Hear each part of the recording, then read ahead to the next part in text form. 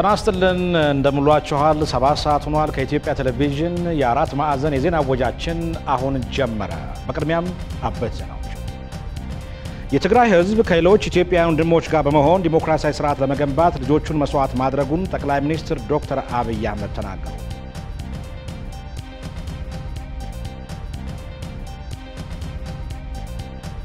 የፌደራል ፖሊስ ኮሚሽን የወንጀል ምርመራ ቢሮ ከሙስና ፈጻሚዎች ከፍተኛ ሀብት ማሳገዱን አስታወቀ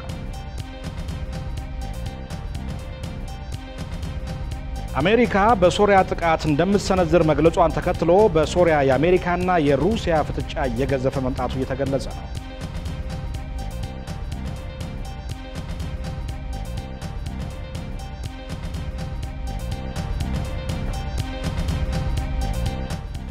አብራችሁን ቆዩ መሰለ ገብሮት ነኝ የትግራይ ህዝብ ሀገሩን የሚወድና ጨቋኝ ገዢዎች ሊበድሉት በነበሩት ክፉ ጊዜ ከሌሎች ኢትዮጵያውያን ወንድሞች ጋር በመሆን ዲሞክራሲያዊ ስርዓት ለመገንባት ልጆቹን መስዋዕት ማድረጉን ጠቅላይ ሚኒስትር ዶክተር አብይ አህመድ ተናገሩ የትግራይ ወጣቶች አባቶቻቸውን አኩሪ ገድል ጠብቀው በሚኖር የተጣለባቸውን ኃላፊነት እንዲወጡም ጥሪ አቅርበዋል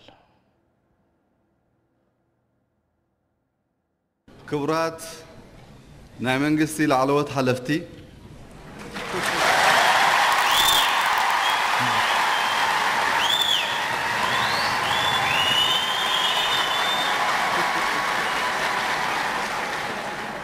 ክቡራት ተጋደልቲን ስድራ ስዋዕትን ዝተከበርኩም ነበርቲ ከተማ መቐለ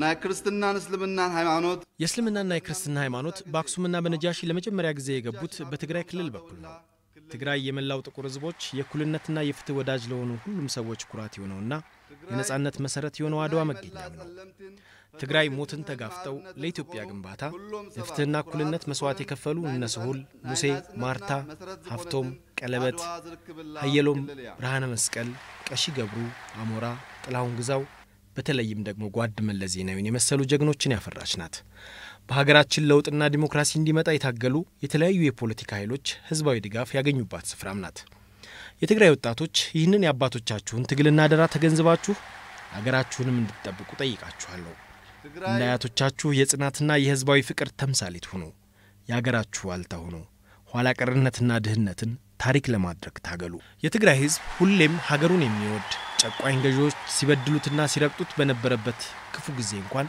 ከሌሎች የኢትዮጵያ ህዝቦች ጋር ዲሞክራሲያዊ ስርዓት ለመገንባት ልጆቹን መስዋዕት አድርጎ በመስጠት ትግልን የመረጠ እንጂ በኢትዮጵያዊነቱ ፍጹም ሳይጠራጠር ጽናትና እውነትን በደሙ ያለው ጠቅላይ ሚኒስትሩ በተጨማሪም በቅርቡ በሀገሪቱ አንዳንድ የኦሮሚያና አማራ አካባቢዎች የተፈጠረው ሁኔታ ኢትዮጵያዊነትን የማይወክል በመሆኑ ተግባሩ እንዳይደገም መንግስት ከህዝብ ጋር በመሆን ይሰራልም ብለዋል ተመልካቾቻችን በዚህ ጉዳይ ላይ ተጨማሪ መረጃ ያደርሰን ሪፖርተራችን ሙሉጌታ ተስፋይ በቀጥታ ስልክ መስመር ላይ ይገኛል ከመቀሌ እንደምን ዋልክ ሙሉጌታ እንደምን ዋልክ መሰለን እሺ ጠቅላይ ሚኒስትሩ እንግዲህ ንግግር አድርገዋል ዛሬ በመቀሌ አሁን ቅድም ከሰማነው በተጨማሪ ሌሎች ያነሷቸው ዋና ዋና ነጥቦች ምንድናቸው በንግግራቸው ጠቅላይ ሚኒስትሩ እንግዲህ ጠቅላይ ሚኒስትር ዶክተር አብይ አህመድ ከመቀሌ ነዋሪዎችና ከአጠቃላይ ከክልሉ ከተውጣጡ የማህበረሰብ ክፍሎች ውይይት አድርገዋል ሰፋ ያለ ውይይትም ነው ያደረጉት ከተወያዮቹ ወይም ከሳታፊዎችም የተለያዩ ጥያቄ ተነስተውላቸው ነበር በተለይ ከነዚህ ጥያቄዎችም በተለይ በክልሉ የንጹህ መጠጥ ውሃ ችግር እንዳለ የፌደራል መንግስትም ሊያስብበት እንደሚገባ የመንገድና የባቡር የስኳር ፋብሪካዎች መዘግየትም እንዳለ ይሄም የፌደራል መንግስት ተገቢውን ትኩረት ሰጥቶ እንዲያስብበት ተወያዮቹ አንስተዋል የመሰረተ ልማት ዝርጋታ እንዲሁም የሰማዕታት ቤተሰቦች ድጋፍ አለማድረግና በአሁኑ ሰዓት በከፍተኛ ችግር ስለመገኘታቸው ተሳታፊዎቹ አንስተዋል ማለት ነው እንዲሁም ከዚህ ጋር ተያይዞ በተለይ ከሀገሪቱ ከተለያዩ የሀገሪቱ አካባቢዎች የተፈናቀሉ የትግራይ ተወላጆችም በዚህ ሰዓት ትኩረት ሊሰጣቸውና ድጋፍም እንዲደረግላቸውም የተነሳ ነገር ነበረ ማለት ነው ለነዚህና ሌሎች ጥያቄዎችም ምላሽ ሰጥተዋል ዶክተር አብይ በተለይ ዶክተር አብይ ሲያነሱ ከዚህ ከንጹህ መጠጥ ውሃና ከተለያዩ ከልማት ጋር ተያይዘው የተነሱ ጥያቄዎች የፌደራል መንግስት የድጋፍ ሊያደርግ ይችላል ሆኖም ግን የክልሉ ኃላፊነትም ስለመሆኑ ነው ያስገነዘቡት ማለት ነው። ስለዚህ በፌደራል ደረጃ ሊታሰብባቸው የሚገቡ ፕሮጀክቶች በቅርቡ ማለት የተለያዩ ስራዎች እንደሚሰሩ ነው የተናገሩት። በክልል ደረጃ ደግሞ ከክልል እየተናበቡ እንደሚሰሩ ነው የገለጹት ማለት ነው። በተለይ ከዚህ ጋር ተያይዞ ደግሞ ከተሳታፊዎቹ የተነሳ ጥያቄ የኢትዮ ኤርትራ ጉዳይም ተነስቷል። ይህ ክልል በተለያዩ ዘመናት የጦርነትና የድርቅ ቀጠና ነበረ። አሁን ደግሞ ይሄ ነገር አልቀነሰምና በሰላም እንዲፈታ ጠይቀዋል ማለት ነው ተሳታፊዎቹ። ዶክተር አብይም ለዚህ ምላሽ ሰጥተዋል። ባለፈውም በበዓለ ስሜታቸው ማንስተውት ነበረ። ይሄ ነገር የኤርትራ መንግስትን ለዚህ ዝግጁ እንዲሆን ጥሪ ያቀርበው ነበረ። አሁንም ይሄን ነው የተናገሩት። በተለይ ሁለቱም ወንድማማች ህዝቦች እንዲገናኙ እንቅስቃሴው እንዲኖር የኢኮኖሚ ተጠቃሚነቱም እንዲኖር ይገባል። ለዚህም በሰላማዊ ድርድር እንዲካሄድ እንሰራለን ብለዋል ዶክተር አብይ አህመድ ማለት ነው። ይሄ ደግሞ ለኢትዮጵያ ሲባል ብቻ አይደለም ወይም ለትግራይ ሲባል ብቻ አይደለም። ሆኖም ግን ለቀጠናው ህዝብ በአጠቃላይ ለምስራቅ አፍሪካ ካሉ አጎራባች ሀገሮችም እንደዚህ አይነት በሰላም የተመሰረተ መርህ ወይም ግንኙነት እንዲኖር እንደሚሰራ ነው የተናገሩት ዶክተር አብይ ማለት ነው። መሰለ አንድ ጥያቄ ከተሳታፊዎቹ ቅድም አንስቼው ነበረ። በተለይ ከኦሮሚያ ክልል የተፈናቀሉ የትግራይ ተወላጆችም ድጋፍ እንደሚደረግም ከዚህ ደግሞ በተለይ በኦሮሚያ ክልል ታስረዋል የሚባሉ የትግራይ ተወላጆች አሉ። በተለያየ ጊዜ የሚነሳል ይሄ ጥያቄ ማለት ነው። የትግራይ ተወላጆች በመሆናቸው ብቻ በኦሮሚያ ክልል ታስረዋል የሚባል ነገር አለ። ይሄም ይነሳል። ለዚህም ምላሽ ሰጥተዋል ዶክተር አብይ። ይሄም ያሉት በአጠቃላይ በተለያየ ምክንያት የትግራይ ተወላጆች እዛ የታሰሩት ቁጥራቸው 29 ነው። ከነዚህም 11 ናቸው በዚህ ሰዓት ጉዳያቸው በህግ የተያዘው። ከነዚህም 6 ፍርደኞች ናቸው ወይም የተፈረደባቸው ናቸው። 5ቱ ደግሞ በቅርብ ጊዜ ጉዳያቸው ታይቶ እንደሚለቀቁ ነው የተናገሩት ዶክተር አብይ። ሙሉጌታ፣ አሁን በአጠቃላይ ጠቅላይ ሚኒስትሩ በተለይ በተፈናቀሉ ወገኖች ዙሪያ ያሉት ነገር ምን አለ እዛ ላይ? አዎ ማለት በቀጥታ ይፈታል ያሉት ነገር የለም፣ ግን ከሚመለከታቸው አካል እየተነጋገሩ መፍትሄ እንደሚደረግለት ይሄ ነገርም እንደማይደገም በተለይ በዚህ ሰዓት በሀገሪቱ ትኩረት ተሰጥቶት የሚሰራው የሰላም ጉዳይ ነው። እነዚህ ለዘመናት አብረው የኖሩ ወንድማማች ህዝቦች እንደዚህ አይነት ነገር እንዳይደገም በሰላሙ ዙሪያ በትልቅ ስራ እንደሚሰራ ነው የተናገሩት ማለት ነው ዶክተር አብይ መሰለም። አመሰግናለሁ ሙሉጌታ። ተመልካቾቻችን በጠቅላይ ሚኒስትሩ በመቀሌ ባደረጉት ንግግር በተለይ በቅርቡ በሀገሪቱ በተከሰቱት የአንዳንድ የኦሮሚያና የአማራ አካባቢዎች በተፈጠረው ሁኔታ ኢትዮጵያን የማይወክል በመሆኑ ተግባሩ እንዳይደገም መንግስት ከህዝብ ጋር በጋራ እንደሚሰራ ገልጸው ነበር። ተካተል እንመለስ ያሉት ነገር ትማሊ አብ ሓደ ከባቢታት ኦሮሚያን አምሃራን ንዝተፈጠረ ምንም እንኳ ጥቂቶች ኢትዮጵያዊ ባልሆነ ተግባር ቢሰማሩም አብዛኛው ህዝብ ግን አልተቀበላቸውም። በኦሮሚያ ክልል የሚኖሩ የትግራይ ተወላጆች ጥቃት እንዲደርስባቸው ሲሞክሩ የኦሮሞ ህዝብ እነሱን አታጥቁ መጀመሪያ እኛን ግደሉ በማለት ትግራይ ወንድሞቹ ያለውን ፍቅርና ክብር በወሳኙ የችግር ወቅት አስመስክሯል። እንዲሁም ከአማራ ክልል ለተፈናቀሉት የትግራይ ተወላጆች አንድ የአማራ ክልል አርሶ አደር እህሉን አጭዶና ወቅቶ የተፈናቀሉ የትግራይ ወንድሞቹ በጊዜያዊነት ወደ ተጠለሉበት ስፍራ በመሄድ አስረክቧል። ይህ የአንድ አማራ አርሶ አደር ታሪክ ነው። እንዲህ ያሉ ምሳሌዎች ብዙ ናቸው። ህዝባችን ተፈቃቅሮና ተቻችሎ የመኖር ባህልና እሴቶችን ያቆየ የአብሮነት የሚያኮራ ታሪክ ያለው ህዝብ ነው። ማን ነው ከማን ጋር ያልተዛመደ? ይቺ የሁላችንም መኖሪያ የሆነችው ኢትዮጵያ በእውነት ካሸዋ የተገነባች በቀላሉ የምትፈርስ ሳትሆን በማይናወጥ አለት ላይ የተመሰረተች ናት። ይህንንም ጠብቀን ማቆየት ይገባናል። መገናኛ ብዙሃኖቻችንንም ይህን የሚያኮራ ታሪክ ማጎልበት ላይ ትኩረት ሰጥተው መስራት ይጠበቅባቸዋል። ትላንትና ጠቅላይ ሚኒስትር አብይ አህመድ ከተፎካካሪ ፓርቲዎች ጋር ምክክር አድርገው ነበር። በውይይቱ ላይ እንዳሉት በፖለቲካ ፓርቲዎች መካከል ያለው ግንኙነት ከድርጅቶች የመርህ ልዩነት ባሻገር መሆን እንዳለበት ነው የተናገሩት። ዶክተር አብይ ሀገሪቱ የዲሞክራሲ ባህል ርቋት በተለያዩ ውጣ ውረዶች ለዘመናት ማለፏን አስታውሰው አሁን ግን የትላንቱን በመርሳት ለተሻለ ነገ ሁሉም መስራት አለበት ሲሉም ተናግረዋል። ጠቅላይ ሚኒስትሩ ደምስ መኩሪያ ተካትሎታል።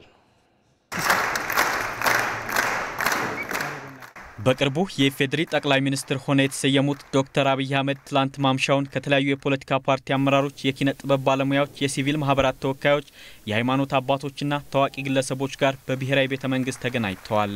ጠቅላይ ሚኒስትሩ ለታዳሚዎች ባደረጉት ንግግርም የሀገሪቱን የመድበለ ፓርቲና የዲሞክራሲ ስርዓት ግንባታ ያለፈውን ጉዞ በመዳሰስ ቀጣይ አቅጣጫዎችን አስቀምጠዋል።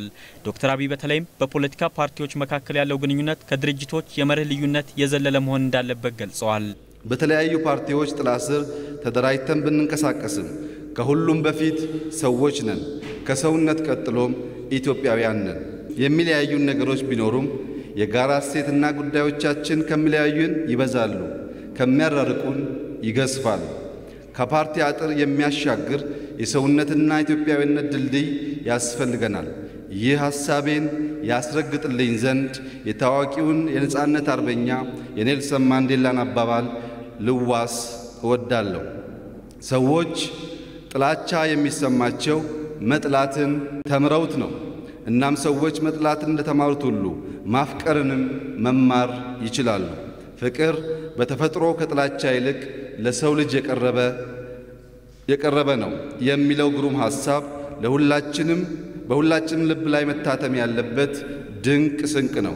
ዶክተር አብይ ሀገሪቱ የዲሞክራሲ ባህል ርቋት በተለያዩ ጣውረዶች ለዘመናት ማለፏን አስታውሰው አሁን ግን የትላንቱን በመርሳት ለተሻለ ነገ ሁሉም መስራት አለበት ሲሉም ተናግረዋል። ከዚህ አኳያ የፖለቲካ ድርጅቶች የህብረተሰቡ ፍላጎት ማንጸባረቂያ በመሆናቸው ለሰብአዊና ዲሞክራሲያዊ መብቶች መከበር የድርሻቸውን እንዲያበረክቱም ጠቅላይ ሚኒስትሩ ጥሪ አቅርበዋል። መንግስታችን የፖለቲካ ምህዳርን ለማስፋት በራሱ ውስጥ ከጀመራቸው ለውጦች ባሻገር በተከታታይ ይህን የሚያግዙ እርምጃዎች ተግባራዊ ያደርጋል። ይህ የዛሬው መድረክ ተቀራርበን ለመስራት ያለንን ዝግጁነት የምናረጋግጥበት አንዱ ማሳያ ነው። በመሆኑም ከፖለቲካ ፓርቲዎች የውይይት መድረክ የወጣችሁ የተፎካካሪ ፓርቲ መሪዎች ወደ መድረኩ እንድትመለሱና ያሉብንን ችግሮችን በጋራ ለመፍታት የያዝነውን ቁርጠኛ አቋም እንድትደግፉ በዚህ አጋጣሚ ጥሬን አስተላልፋለሁ።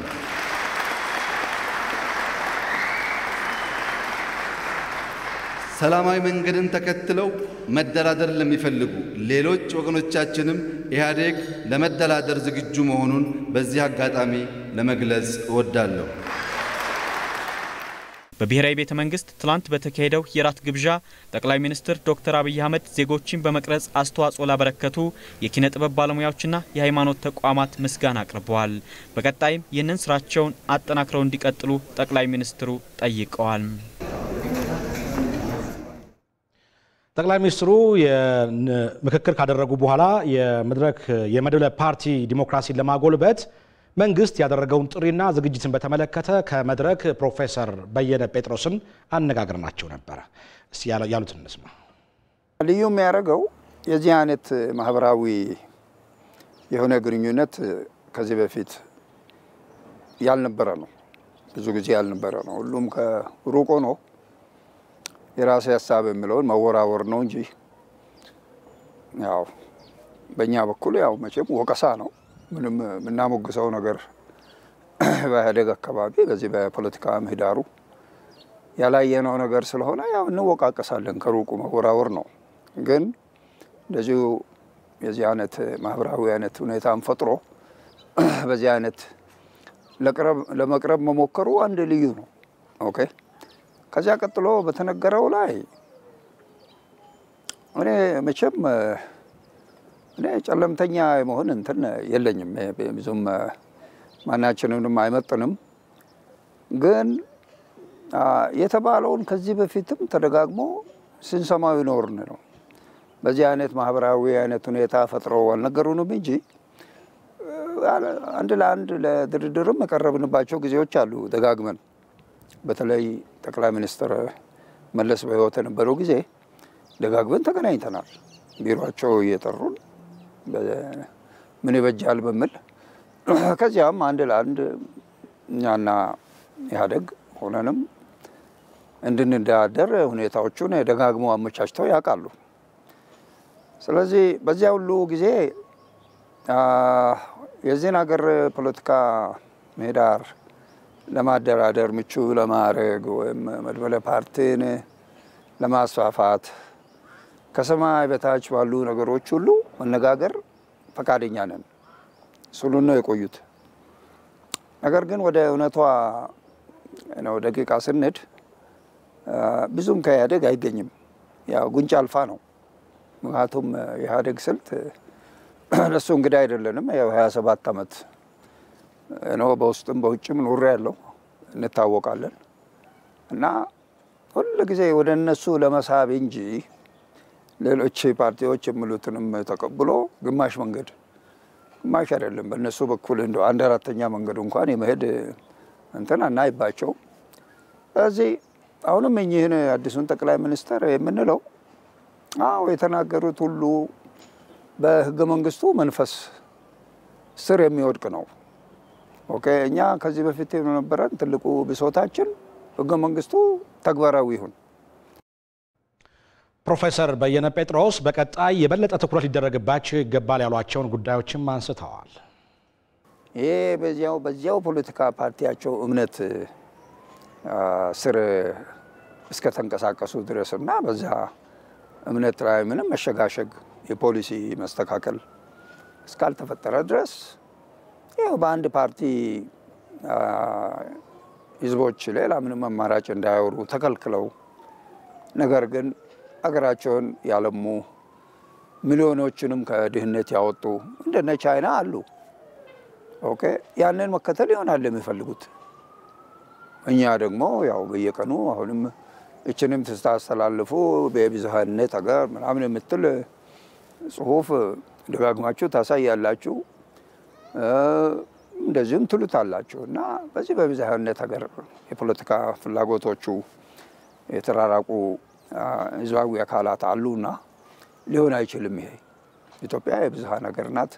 ስለዚህ የብዝሃን ፖለቲካ ነው እቺ ነገር አቀራርቦ በሰላም ሊያኖር የሚችለው። የፖለቲካ ፓርቲዎቹ አንደኛ የብሶት እንቅስቃሴዎች መሆን የለባቸው።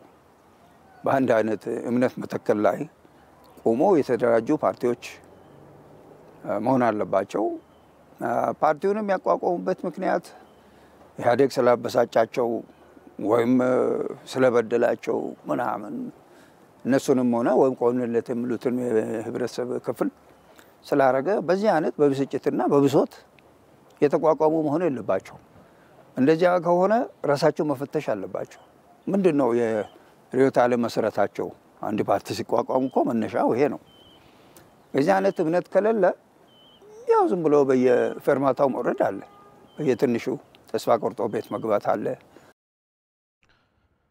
ከመድብለ ፓርቲ የዲሞክራሲ ለማጎልበት መንግስት ካደረገው ጥሪ ጋር በተያያዘ የኢዴፓ ስራ አስፈጻሚ አባል አቶ ልደቱ አያሌው መረጃ ሊሰጡን በስልክ መስመር ላይ ይገኛሉ።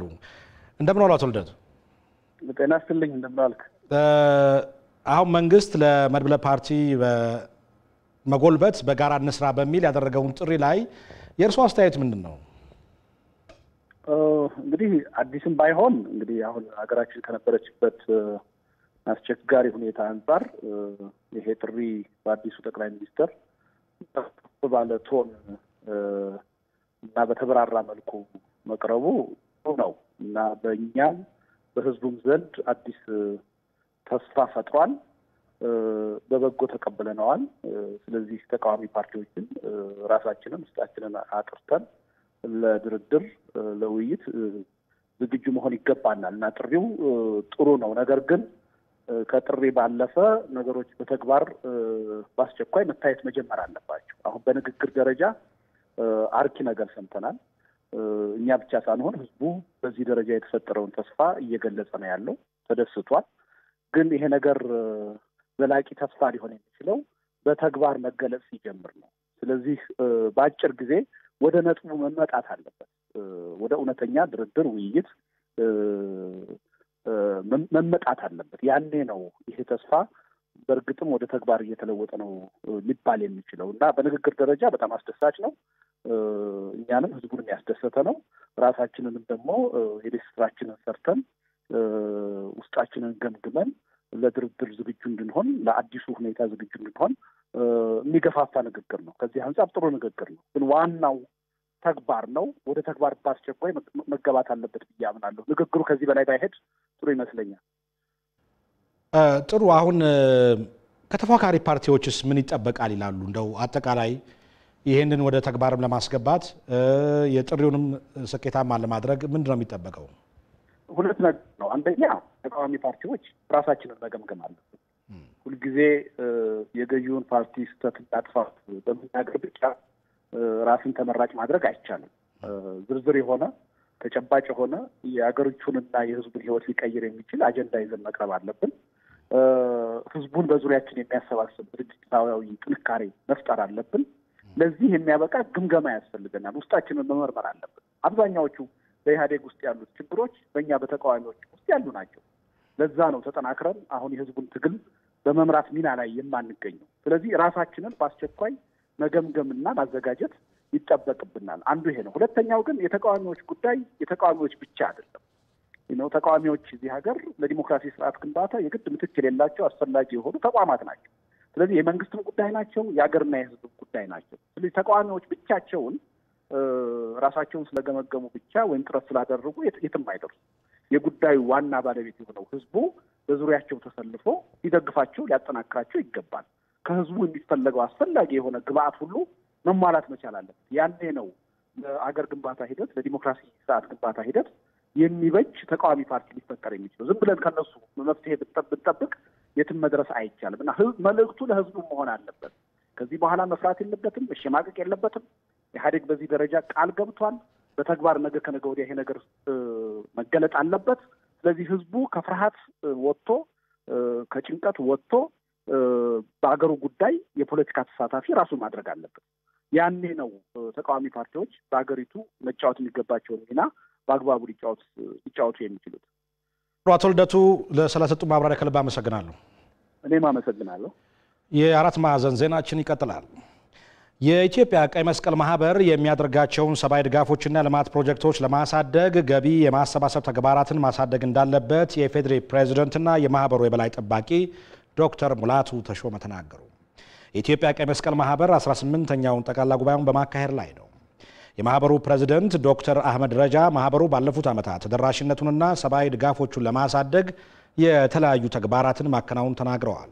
በጠቅላላ ጉባኤው ላይም የመርሃ ግብሩ የማህበሩን የቀጣይ ዓመታት እቅድና በጀት ላይ ውይይት ይደረጋል። የቦርድ አመራር ምርጫም ይካሄዳል።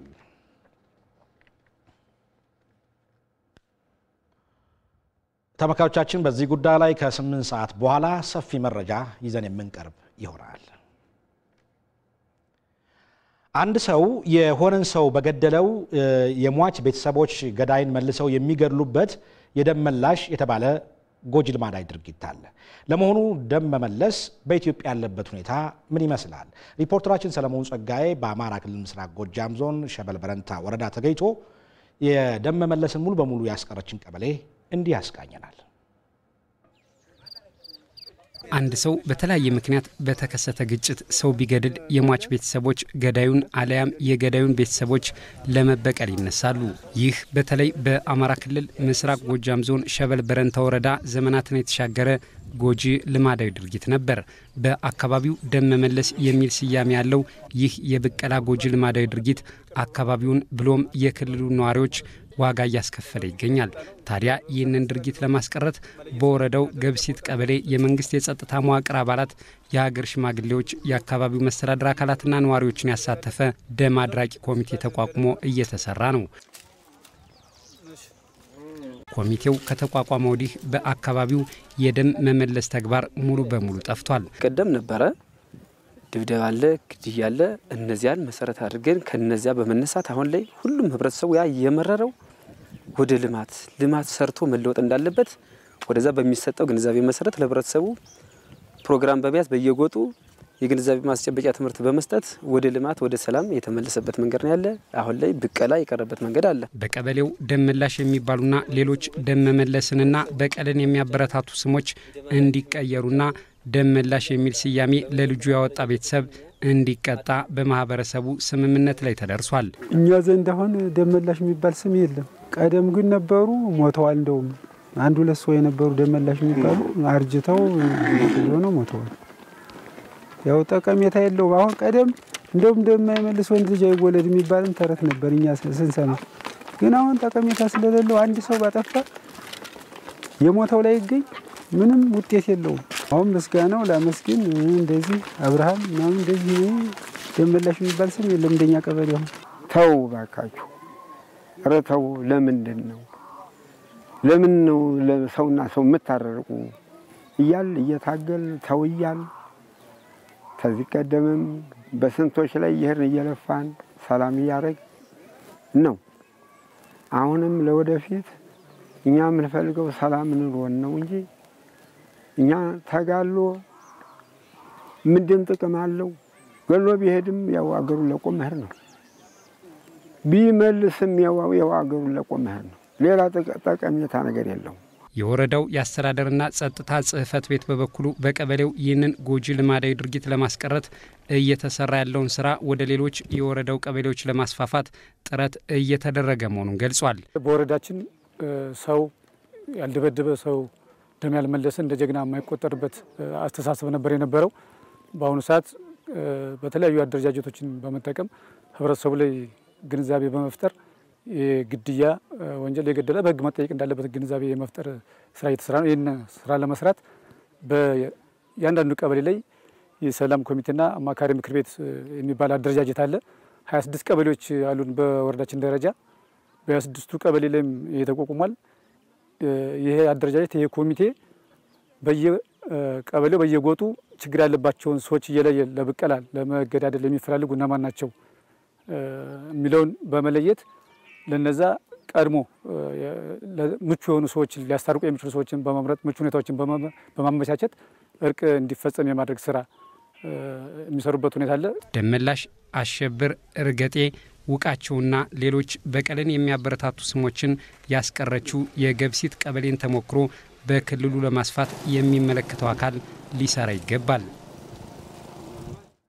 የፌዴራል ፖሊስ ኮሚሽን የወንጀል ምርመራ ቢሮ በ2010 በ9 ወር ከቀረቡለት 271 የሙስና የጥቆማና ምርመራ ከሙስና ፈጻሚዎች ከፍተኛ ሀብት ማሳገዱን አስታወቀ። የፌዴራል ፖሊስ ኮሚሽን የወንጀል ምርመራ ቢሮ ሙሰኞችን አድኖ በመያዝ ለፍርድ እንዲቀርቡ ለማድረግ ያልተቋረጠ ክትትል እያደረገ መሆኑን አስታውቋል። በሀገሪቱ የሙስና ወንጀል የሚያስከትለውን ጥፋት በመገንዘብ ሁሉም ዜጋ ሙስናን ለመከላከል ለፖሊስ ጥቆማ እንዲሰጥ የፌዴራል ፖሊስ ኮሚሽን የወንጀል ምርመራ ቢሮ ጠይቀዋል። ሀብታሙ ደባሱ ተጨማሪ ዘገባ። ቀደም ሲል በፌዴራል ስነ ምግባርና ጸረ ሙስና ኮሚሽን ይሰራ የነበረውን የሙስና ወንጀል የመመርመር ስልጣን በአሁኑ ወቅት የፌዴራል ፖሊስ ኮሚሽን ወንጀል ምርመራ ቢሮ የተደራጁ የሙስና ወንጀሎችን ይመረምራል። በመሆኑም ቢሮው ከ2009 ዓ.ም ጀምሮ በተከታታይ የቀረቡለትን የሙስና ክሶች መርምሮ ለጠቅላይ አቃቢ ሕግ አቅርቧል። በመንግስት ሀብት ላይ ከፍተኛ ምዝበራ ፈጽመዋል ተብለው የተጠረጠሩ ግለሰቦችንና የኢኮኖሚ ዘርፎች ላይም ምርመራ አካሂዷል። ትልቁ ትኩረት የምናደርግበት አንዱ በመንገድ ኮንስትራክሽን ላይ ትልቅ ትኩረት እናደርጋለን። በዛ አካባቢ በጣም ትልቅ የመንግስት ገንዘብ የሚወጣበት ወይም የሀገሪቱ ገንዘብ የሚፈስበት ስለሆነ እዛ ላይ አንዱ የትኩረት ኤሪያችን ነው። በተለይ የዚህ የታክስ ጉዳይ ላይ ትልቅ ትኩረት እናደርጋለን። ሌላኛው ትልቁ ሀብት ሁላችንም እንደምናውቀው መሬት ነው። በተለይ መሬት ላይ ከፍተኛ የኮረፕሽን ስራ የሚሰራበት ኤሪያም ስለሆነ እዛ ላይም ትልቅ ትኩረት አድርገን እንሰራለን ማለት ነው።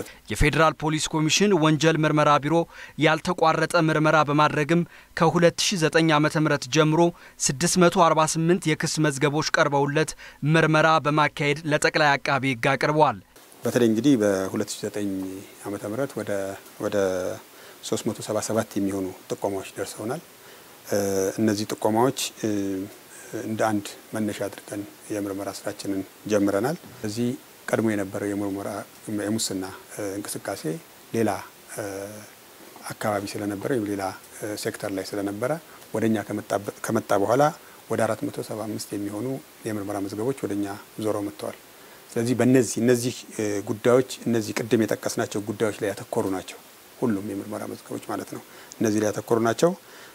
ከነዚህ ውስጥ እንግዲህ ወደ 311 የሚሆኑ የምርመራ መዝገቦችን አጠናቀን ለሚመለከተው ለአቃቢ ሕግ የተላኩ ናቸው። ቢሮው በሀብት ምርመራና ኤግዚቢት አስተዳደር ከገቢ በላይ ሀብት በማፍራትና በወንጀል የተገኘን ሀብት ህጋዊ አስመስሎ በመያዝ የተገኙ ንብረቶችን አግዷል። በ2010 አጥንተን ካሳገድናቸው መኖሪያ ቤቶች ወደ 101 ግምታቸው ወደ 140 ሚሊዮን ብር የሚደርስ መኖሪያ ቤቶች፣ ተሽከርካሪዎች፣ የንግድ ተሽከርካሪዎችም የቤት ተሽከርካሪዎችም ወደ 294 ግምታቸው ወደ 473 ሚሊዮን 893,206 ብር ከ30 ሳንቲም ጥሬ ገንዘብ በባንክ የታገደ ጥሬ ገንዘብ ካሽ ማለት ነው ሊኩዊድ አሴት እሱ ወደ 539 ሚሊዮን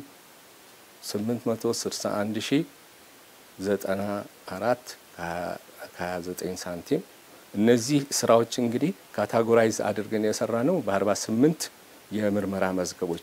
የፌዴራል ፖሊስ ኮሚሽን ወንጀል ምርመራ ቢሮ በገንዘብና ኢኮኖሚ ልማት ትብብር ሚኒስቴር በኢትዮጵያ መንገዶች ባለስልጣን በአዲስ አበባ መንገዶች ባለስልጣን በአስተዳደሩ ቤቶች ልማት ፕሮጀክት ጽህፈት ቤት በስኳር ኮርፖሬሽን በባህር ትራንዚትና በተለያዩ መስሪያ ቤቶች ከገቢ በላይ ሀብት በማፍራት በወንጀል የተገኘን ሀብት ህጋዊ አስመስሎ በመያዝ በተጠረጠሩ ግለሰቦችና ድርጅቶች ላይ ምርመራ በማካሄድ አጣርቷል። በመሆኑም የሙስና ወንጀልን ለመከላከል በወንጀል ድርጊት ለደረሰው ጉዳት ለማካካሻነት ንብረቶቹ ተጣርተውና ተመርምረው ታግደዋል። ተመልካቾቻችን በዚህ ጉዳይ ላይ ተጨማሪ መረጃ ወደ እናንተ ለማድረስ ከ8 ሰዓት ዜና በኋላ እንግዳ ይዘን የምንቀርብ መሆኑን ከወዲሁ እንገልጻለን። ዜናዎቻችን ይቀጥላሉ። በቅርቡ የአሜሪካ የህግ መምሪያ ምክር ቤት ያጸደቀው ኤችአር 128 የተባለው የውሳኔ ሐሳብ የኢትዮጵያ መንግስት የሰብአዊ መብት አያያዙን ያርም በሚል የቀረበ ነው። ኤችአር 128 የኢትዮጵያ መንግስት የአስቸኳይ ጊዜ አዋጁን እንዲያነሳ፣ ያልተመጣጠነ ኃይል እንዳይጠቀም፣ በሀገሪቱ በተነሱ ግርግሮችና የጠፋው የሰው ህይወት በገለልተኛ አካል እንዲጣራ የሚልና ሌሎችም ጉዳዮችን ያካተተ ነው። የኢትዮጵያ መንግስት በቅርቡ በሰጠው መግለጫ የውሳኔ ሐሳቡ በኢትዮጵያ ያለውን ነባራዊ ሁኔታ ያላገናዘበና በኢትዮ አሜሪካ ግንኙነት ላይ ተጽዕኖ እንደማይኖረው መግለጹም ይታወሳል። ተመልካቾቻችን ከዚሁ ጉዳይ ጋር በተያያዘ አቶ እንዳለ ንጉሴ በሲቪል ሰርቪስ ዩኒቨርሲቲ የዲፕሎማሲ ዓለም አቀፍ ግንኙነት መምህርን ጋብዘናል ተጨማሪ መረጃ እንዲሰጡ። እንደምን አሉ አቶ እንዳለ? እግዚአብሔር ይመስገን። እንደምን ዋልክ? እንግዲህ በዜናው ላይ እንደተገለጸው በተለይ የዚህ የኤችአር 128 የተባለው ውሳኔ ሐሳብ በኢትዮጵያ መንግስት የሰብአዊ መብት አያያዝ ላይ ያርም በሚል የቀረበ ነው። እንደው አጠቃላይ ምንድነው ኤችአር 128? ምንድነው አሁን ከቀደም ከዜናው ላይ ከተገለጸ ውጭ ዋና ዋና ጭብጦቹ ምንድናቸው? ያው በዋናነት ለፖሊሲ ግብአት ፍላጎታቸውን የአሜሪካ ምክር ቤት አባላት ወደፊት በኢትዮጵያና በአሜሪካ በሚደረገው ግንኙነት ውስጥ ኮንሰርን አለን በሚል እነዚህ ምክር ቤት አባላት ያነሱት የፖሊሲ ግብአት ነገር ነው ብሎ ሰነድ ነው ብሎ መውሰድ ይቻላል። ለፖሊሲ ግብአት የሚል ወደፊት ማለት ነው። እንግዲህ እንደምታውቀው ኢትዮጵያና አሜሪካ የረጅም ጊዜ ግንኙነት ያላቸው ናቸው። ሁለታቸውም የየራሳቸው ብሔራዊ ፍላጎት ያላቸው ያንን ደግሞ በመግባባት በመከባበር እያራመዱ ያለበት ሁኔታ ነው ያለው። ስለዚህ አሁን ሰነዱን በመናይበት ጊዜ ማለት ነው በመጀመሪያ ደረጃ ቅድም አንተ እንደጠቀስከው አሁን ያለንበት ሁኔታ በጣም የምትታገዝበት ይበል ጥሩ ነው የምትባልበት ነው እንጂ እንደዚህ አይነት የሚያስፈራራ ሰነድ የሚዘጋጅበት ሰዓት አይደለም። ወቅቱን ያልጠበቀ ሰነዱ አይደለም ጭራሽ። እንግዲህ አሁን በአገር ውስጥ ያለው ሁኔታ ማንም ያውቀዋል። አገር ውስጥም ለውጭም ያለው ሁኔታ ግልጽ ነው። ኢንክሉሲቭ ለማድረግ ዲሞክራሲ የበለጠ እንዲሻሻል፣ ሂውማን ራይት አያያዙ የበለጠ እንዲሆን ኢትዮጵያ ለመስራት እየሰራችን ባለችበት ሁኔታ ለማጠናከር ያሰበችበት ሁኔታ ነው ያለውና ይሄ ደግሞ ከሁሉም አካላት ተቀባይነት ያገኘበት ሁኔታ ነው፣ አሜሪካንም ጨምሮ ማለት ነው። ስለዚህ ከዚህ አንፃር ይህንን ከግምት ማስገባት ነበረበት። ለምን ተጣድፎ በዚህ ሰዓት ተሰራለ የሚለው ጉዳይ ምንድነው? አንዱ ምክንያት የመጀመሪያው ቅድም እንደተጠቀስኩ የኛ ሁኔታ እንዳለ ሆኖ ግን ከቅርብ ጊዜ ወዲህ አሁን እንደምታውቀው ትንሽ የአሜሪካ የውጭ ፖሊሲ አቅጣጫ የተወሰነ እያጋጠሙ ያለው ነገር አለው። ይሄ ኮንፍሮንቴሽናል የመሆን አይታል ግንኙነቱ አሁን የመቀያየር ኢቭን እንዲህ ነው ብለህ ነገር ራሱ እንደዚህ ነው ብለህ ልትወስነው ማትችልበት ሁኔታ ነው ያለው። ከዚህ አንድ ዓመት ወዲህ ማለት ነው ያለው ሁኔታ በግጥ ይሻሻላል ተብሎ ይታሰባል። ቢኮዝ አሜሪካ ጠንካራ ሀገር ነው፣ ይሄንን ያሻሽላል ብለን እናስባለን። አሁን ከተለያዩ ሀገሮችም ጋር ስታየው አሁን ከቻይናም ከሩሲያም ከሌሎችም ከአውሮፓም ኢቭን ከጀርመንም ጋር ከሌሎችም ጋር ስታየው ይሄ የውጭ ግንኙነት ሁኔታው በደንብ መልክ ይዟል ብሎ መውሰድ አይቻልም። እንደው አቶ እንዳለ እንደው አሁን እንደው የውሳኔ ሀሳቡ ምን ያህል ህጋዊ መሰረት አለው? እንግዲህ አንተ እንደምታውቀው ኢትዮጵያ ሉዓላዊ ሀገር ነች። ሉዓላዊነት ማለት ደግሞ በሀገር ውስጥም በውጭም የመወሰን ነፃነት ማለት ነው ባጭሩ ሉዓላዊነት ስንል ማለት ነው። በተባበሩት መንግስታትም ተወስደው ሁሉም ሀገሮች እኩል ናቸው። ምንም የመጀመሪያው መርህ ነው ፕሪንሲፕል ኦፍ ዩናይትድ ኔሽን በሚለው ማለት ነው። ሁለተኛ በዓለም አቀፍ ህግም በተወስደው ህግ የሚያወጣው ያ ሉዓላዊ ሀገር ብቻ ነው። ሌላ ሰው ህግ አውጥቶ ላንተ ሊሰጥህ አይችልም። ስለዚህ ወደፊት እንደ አቅጣጫ ሊይዙት ይችላሉ በሚል ነው እንጂ ህግም ሊሆን እንኳን ቢችል በኢትዮጵያ ላይ ያለው ተጽዕኖ በግንኙነታቸው ላይ ያለው ተጽዕኖ ኖርማሊ ማንኛውም የዲፕሎማሲ ግንኙነት ሰጥቶ በመቀበል ላይ የተመሰረተ ነው እንጂ አንተ ብቻ የምትሰጠው ወይም ሌላው የሚቀበለው ሀገር አይደለም። ስለዚህ ከሉዓላዊነትም ከዓለም አቀፍ ህግም አንፃር ወስደው እንደገና ደግሞ ራሱ በተባበሩት መንግስታት ራሱ ባለው ፕሪንሲፕል ይሄ መርህ ተጽዕኖ ብዙም አይደለም። ምክንያቱም አሁን ያለንበት ሁኔታ ሽፍት ያለው አይ ተጽዕኖ ሳይሆን ህጋዊ መሰረት አለው ወይ? ምን አሁን ወደዛ የሚያደርስ ነገር አለ? የለም። የሆነ ነገሮች አሉ ወደ ፑሽ የሚያደርጉ አይደለም ወደ አሉ ከጀርባ ሊኖሩ ይችላሉ። የሆነ ኢንተረስት ግሩፕ ሊኖር ይችላል። ግን አሁን እኮ ስታየው ከሀገር ውስጥ ሁኔታም ቅድም እንደተነጋገር ነው ብዙ ለውጥ ብዙ መሻሻል የሚያሳዩ ነገሮች ፕሮሚስ የሆኑ ነገሮች አሉ። እንደገና ከህግ አንፃር ተወስደው አንድ ሀገር በሌላው ህግ ላይ ሉዓላዊ የሆነ ሀገር ላይ ህግ ማውጣት አይችልም። ኖርማሊ ዲፕሎማሲ ማለት ቅድም ኢንተርናሽናል ነው ማለት እኮ ጥብቅ ነገር አይደለም። አሁን ከዚህ አንፃር ምንድነው ያለው ተጽዕኖ በኢትዮጵያ ላይ ያለው ተጽዕኖ ምንድነው ማለት ይቻላል? ያሳድር ይችላል ይሄ ተጽዕኖ? ዋናውኛ ተጽዕኖ የሚያደርገው ከውስጣችን ነው። የውስጥን እስካሻሻልክ ድረስ የውስጥን እስከቀደም የምትሰጠው ለውስጥ ነው። በእነሱ ግንኙነት ላይ ምንም በእኛ ላይ ይህ ነው የሚባል ተጽዕኖ የለውም። ኮንሰርን ነው ያነሱትም እነሱም ቢሆን ኮንሰርን ነው እንደ ኮንሰርን ብለው ያነሱት ነገር ነው እንጂ ይሄን ያህል ገፍተው ሄደው የራሳቸውንም ናሽናል ኢንተረስት የሚጎዳ ነገር ይሰራሉ ተብሎ አይታሰብም።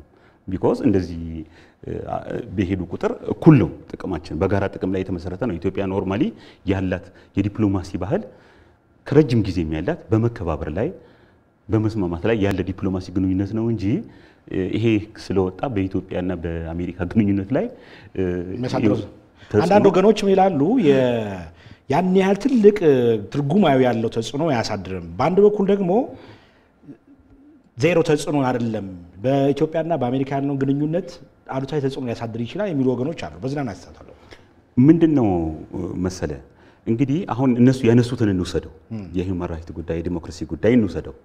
ይህንን በማሻሻል እንግዲህ ዋናው ተዋናይ ማን ነው?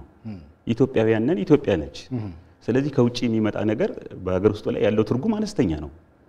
የታወቀ ነው። ለጅም ጊዜ እኮ ብዙ ተብሎ ሊሆን ይችላል። ግን ዞሮ ዞሮ የለውጡ ባለቤቶች ኢትዮጵያውያን ናቸው። ሉዓላዊ ሀገር ያላት ነች። ስለዚህ ይሄ ቢፈለግም ትርጉም የሚያመጣ አይደለም። ራሱ ፍላጎቱም ልክ አይደለም። ምክንያቱም አንተ የፈለገው ልዩነት ሊኖር ይችላል፣ የፈለገው እንትን ሊኖር ይችላል። ሀገርህን የሚጠመዝዝ ህግ ወይም የሚጠመዝዝ ፖሊሲ ወይም ፍላጎት ሲመጣ በጋራ ሆነህ ነው እንጂ የምትለው ይሄ አይደለም። ስለዚህ ባጭሩ የአሜሪካ ፍላጎት ከኢትዮጵያ ፍላጎት ጋር የሚስማማ ነው። በሆርንም ብትሄደው በሁንም ብትሄደው ማለት ነው። ጥሩ። አሁን የህግ መምሪያ ምክር ቤቱ ይሄንን አጽድቋል። አሁን የህግ መወሰኛው ሴኔቱ አለ ከሱ በላይ እና ምክር ቤቱን ሊያጸድቀው ይችላል ተብሎ ታስባል? እኔ በደንብ ያስቡበታል ብዬ አስባለሁ በራሴ ማለት ነው። ለምን አሁን ያለን ቅድም የነገርኩ ግንኙነት ዲፕሎማሲ በራሱ ማለት ነው ጊቭ ኤንድ ቴክ ነው ብለናል። ስለዚህ ዝም ብሎ ቢወጣም አንደኛ ትርጉሙኛ ላይ ያለው ተጽዕኖ አነስተኛ ነው። ስለዚህ እነዛም ቢሆን በደንብ ይሄ ራሱ ስንት ጊዜ ነው የፈጀው እንግዲህ ታውቃለህ ወደዚህ ለመድረስ እንኳን ማለት ነው። ስለዚህ ዝም ብሎ የሚገባበት ነው ብዬ አላስብም። እንደዛ እንኳን ይሆናል ብለን እንኳን ብናስብ የኛ ዋናው መሰረታችን የውስጣዊ ጥንካሬያችን ነው እና አሜሪካኖች ደግሞ ይሄንን አይረዱም ብሎ አይወሰድም። ስለዚህ የተወሰነ ግሩፕ እንደዚህ አቶ ንጉሴ በሲቪል ሰርቪስ ዩኒቨርሲቲ ዲፕሎማሲ ዓለም አቀፍ ግንኙነት መምህር እዚህ ስቱዲዮአችን መጥተው ይህ ሁሉ ሰፊ ማብራሪያ ስለሰጡን ከልብ እናመሰግናለን። ታንኪ ዩ ሰላም አመሰግናለሁ። ተመልካቾቻችን የአራት ማዕዘን ዜና እንደቀጠለ ነው። አሁን ወደሚቀጥለው ዜና ሳልፍ በአዋሽ ብሔራዊ ፓርክ የሚስተዋለው ህገወጥ ሰፈራና ግጦሽ በፓርኩ ይዞታና በዱር እንስሳት ላይ አደጋ ደቅኗል። የተሻሻለው የአዋሽ 7 ከተማ ማስተር ፕላን ካርታ ሌላው የፓርኩ ህልውና ላይ ስጋት የደቀነ መሆኑ ተገልጿል። ስብሐት ግርማ በዚህ ጉዳይ ላይ ተናገረው ዘገባ አለ።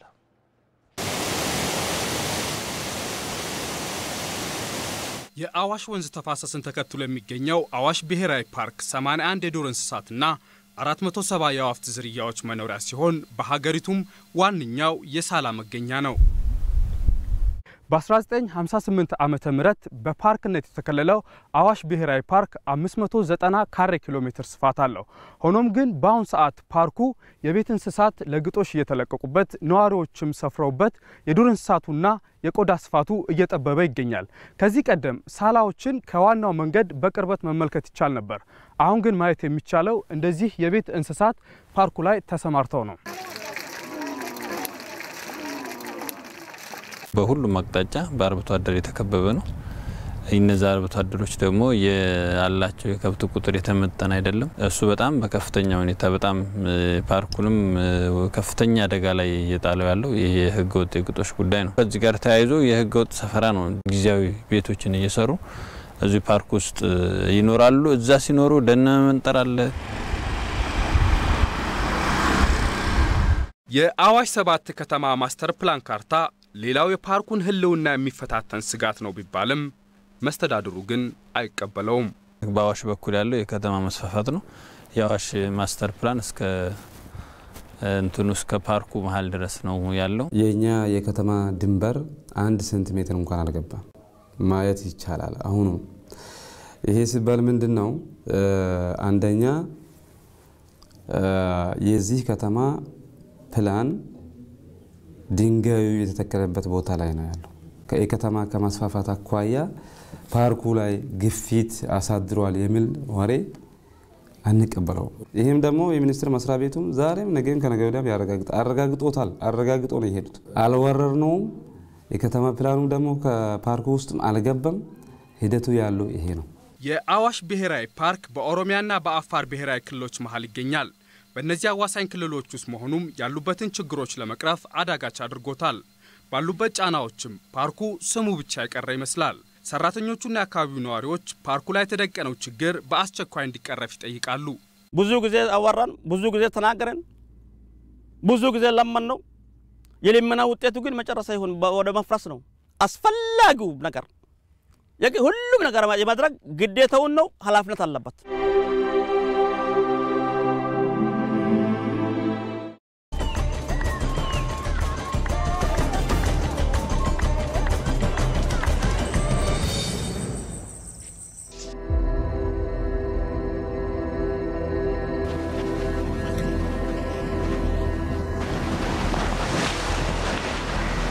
የደስታ፣ የፍርሃት፣ የመደነቅ ሁሉንም ስሜቶች ቀላቅሎ የያዘ አካባቢ ነው። I don't know, I can explain is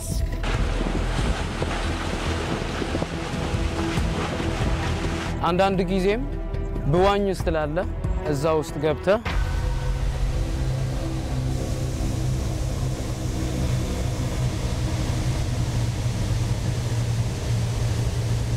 እኛም ድምጻችንን ቀነስ አድርገን በዝግታ እየተጓዝን ነው እንግዲህ አዞዎችን እየተመለከትን ያለነው። ከዚህ ቀደም ሳላዎችን ከዋናው መንገድ በቅርበት መመልከት ይቻል ነበር።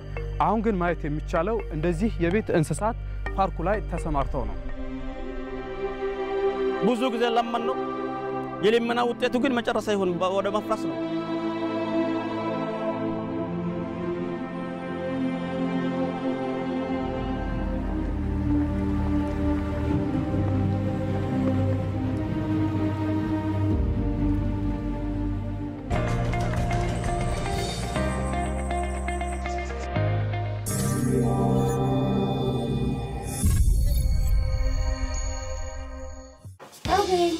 ተነሳችሁ ትምህርት ቤት ደርሷል ዳጊ ተነሳኝ ናል ጦቢት ይሰረቀችውን ብዙን ስራ ማርደብቃ አንዱን ብቻ በልታ እንደጨረሰች ሆዷ ተወጠረ እኔ ምን አገባኝ ምን ይመለከተኛል የሚል አይነት ስሜት እየበዛ መምጣቱ ትልልቆቹ ሚዲያዎች የዚችን ሀገር የሥራ ባህል በመግደል ግንባር ቀደሙ ሚና ይዛሉ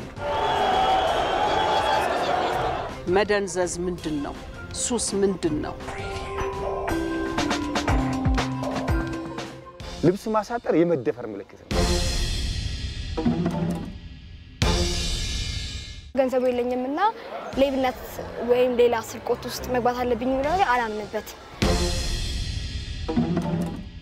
እናትነት ሁሉ ጊዜ ስጋት ጋር የተያያዘ ነው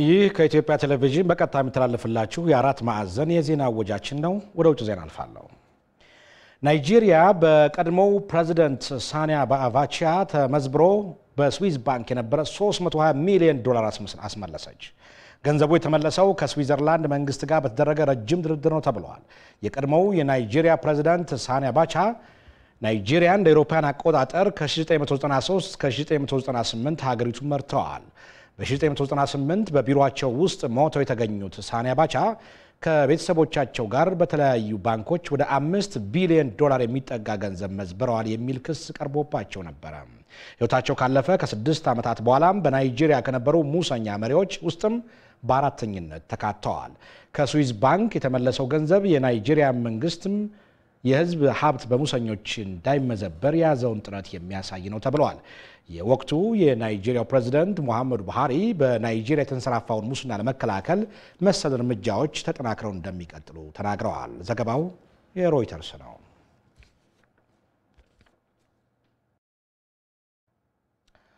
አሜሪካ በሶሪያ ጥቃት እንደምትሰነዝር መግለጿን ተከትሎ በሶሪያ የአሜሪካና የሩሲያ ፍጥጫ እየገዘፈ መምጣቱ እየተገለጸ ነው የበሽር አልአሳድ መንግስትም በጥቃቱ ጦር ውድመት እንዳይገጥመው መሳሪያዎችን በማሸሽ ላይ ነው ተብሏል ከአልጀዚራና ከተለያዩ ሚዲያዎች ለተጠናከረው ዘገባ አዝመራው ሙሴ